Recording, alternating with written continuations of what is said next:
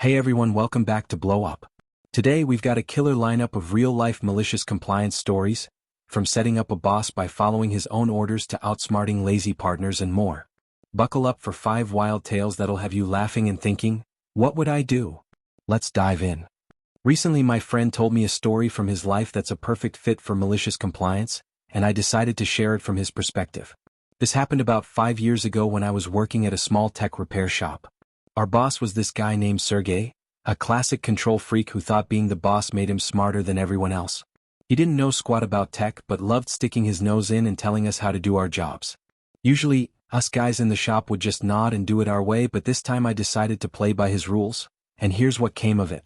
We got an order to fix an old industrial printer. Rare beast, bulky, barely any manuals, but I'd worked on a couple before, so I knew right away what was wrong. A clog in one of the feed gears and a worn-out belt. Disassemble, clean, swap a few parts, 5 hours tops.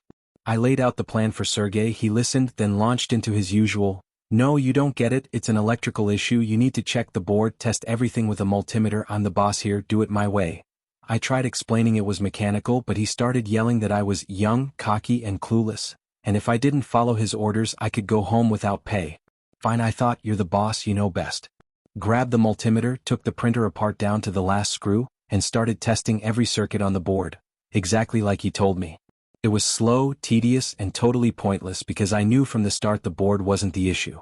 But I didn't just test it, I documented everything for a report, wrote down readings, snapped pics of every step, even sketched diagrams so Sergey could see how obedient I was. Took me 2 full days when I could have fixed the thing in half a day. Finally, I stroll up to him with a stack of papers and say, "Sergey, checked it all, board's fine, what now?" He turned red as a beet. The client had already called, furious about the delay. At that point he figured I'd sabotaged him on purpose, though he dug his own grave, and barked at me to deal with the mechanic since you're so smart. I shrugged, went back, cleaned the gears, swapped the belt, the stuff I'd planned to do all along. A day later the printer was done, client was happy, but Sergey looked like he'd been through a week-long spin cycle. After that he tried bossing me around a couple more times, but I'd just ask, "Like with that printer your way?" And he'd shut up real quick. Moral of the story, sometimes it's better to let someone dig their own hole than argue. I knew I was right, but I complied out of spite, and he ended up screwing himself. Still crack up thinking about his face after that report. Man, talk about following orders to the letter. Have you ever had to play along with a clueless boss just to prove your point? Let me know in the comments, would you be that guy or run for cover? In university we had a team project on programming. I was unlucky with my partner.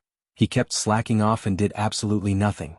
I tried to get him involved, but all I heard was the same thing, "I'll do it later, I don't understand, but you're better at this." Okay, fine, I did everything myself. During the defense I was supposed to present the project and answer questions while he just stood there, nodding and pretending to understand. I even explained the main points to him so he wouldn't look completely lost.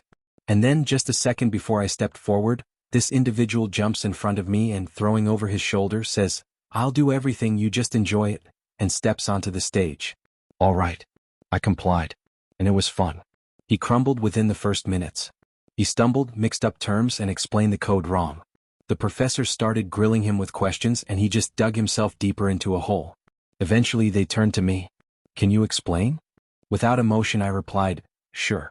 As my partner already explained, and gave a clear explanation of the project, looking perfect in contrast to him. I got a great grade. He got penalty assignments and a public dressing down from the professors. And yes, his lady in the audience looked at him as though he died right on stage. And no, this isn't the story where the strong take advantage of the weak. I was a healthy first-year student, and he was a skinny, weak, but overconfident student whose boldness outweighed his physical size. Now that's what I call turning the tables. Have you ever been in a group project where one person just couldn't deliver? Drop a comment and tell me, would you take the spotlight or share the blame? I work in HR, and recently an employee called me with a rather serious concern. One I could not fix due to legal regulations. I explained this, and they said they needed the matter escalated to my superior, and they were considering taking legal action if it wasn't addressed properly. Sorry, keeping it intentionally vague to ensure privacy and prevent repercussions for me. I talked to my manager while the employee was on hold. They said they couldn't take the call right then, but to escalate it to them via the email thread this employee had also started. I explained this to the employee, they seemed reasonably happy, and I sent the email to my manager immediately after getting off the phone. A week later, my manager responds to the email thread with the employee included, @me, and says they'll have me handle this from here. They never sent any other email. They never did anything to help. Just waited a week after it was escalated to them and then immediately sent it back to me. I responded to the email without the employee included and explained the situation again, reminding them why they said they would be handling it. They told me that this was in my job description and I had to handle this as they didn't have time. They also said they never agreed to handle it. So I handled it. I explained there was nothing we could do again, and that I couldn't provide them with any further assistance or escalate the case. A few weeks later we get a lawsuit. Guess who finally steps in to handle the situation? Too late, the CPO and president were already involved, and I was able to provide the supporting documentation showing my supervisor refused to take over and prevent a potential lawsuit. They didn't fire her, but she was removed from a supervisory position, so I call it a win. Oof, talk about bureaucratic backtracking. Have you ever had to deal with a supervisor who just passes the buck? Share your HR horror stories in the comments. So, many years ago, I had just gotten hired on as a rookie firefighter at a moderate-sized city in the southeastern United States. Other than the typical ribbing that rookies always get, my probie year was not bad. There was, however, a lieutenant that no one liked, at all.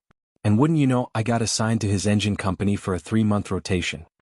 He demanded that I was to do all the station chores, which is normal, and he threatened to give me poor evals if I did not have coffee ready at all times for the senior firefighters. This was not normal, and the rest of the engine company knew this. Me being a rookie and not wanting a bad eval, note that I am not a coffee drinker, I decided to give him what he wanted, but as a non-coffee drinker would make coffee.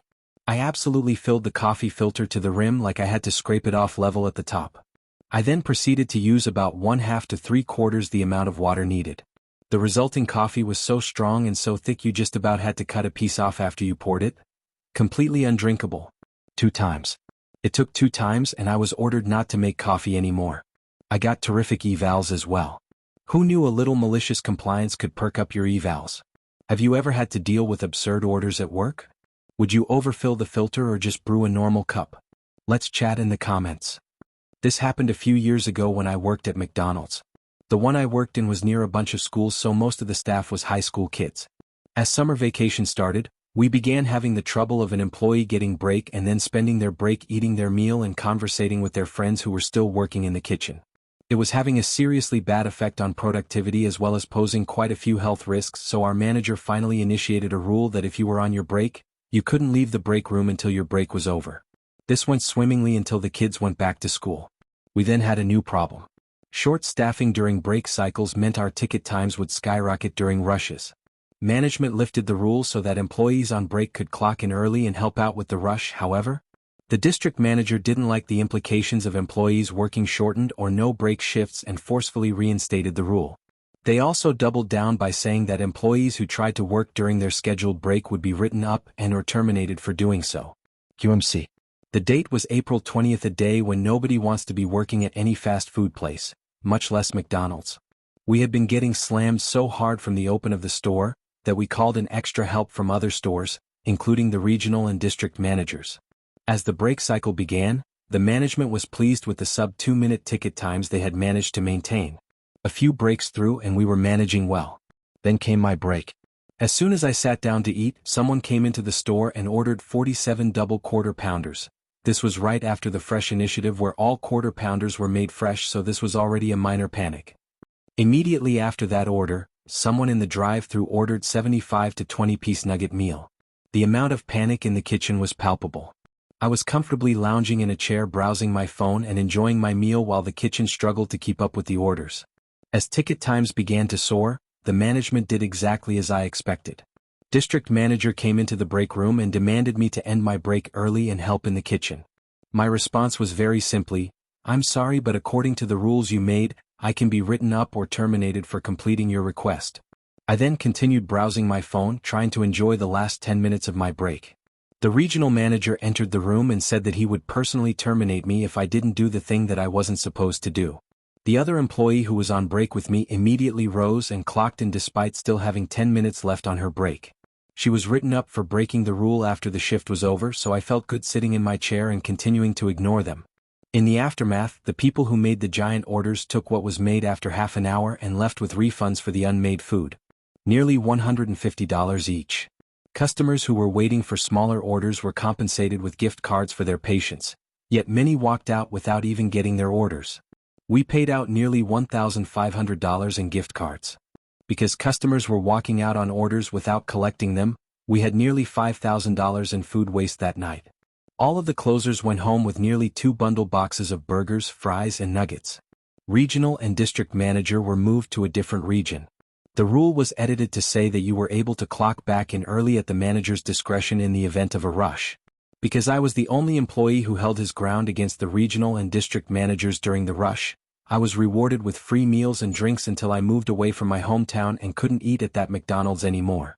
Although when I come to visit friends, I occasionally get rung up a manager discount by the few employees who still remember me. Now that's what I call holding your ground. Would you stick to your break if the orders piled up or jump in to help? Hit the comments and share your survival strategy for crazy work shifts. That's a wrap on today's epic malicious compliance stories. Which tale got you laughing, cringing, or nodding in agreement? Drop your thoughts in the comments below. If you enjoyed the ride, hit that like button, subscribe to Blow Up, and ring the bell for more real-life stories every week. Thanks for watching, and remember, sometimes following the rules is the best way to break 'em.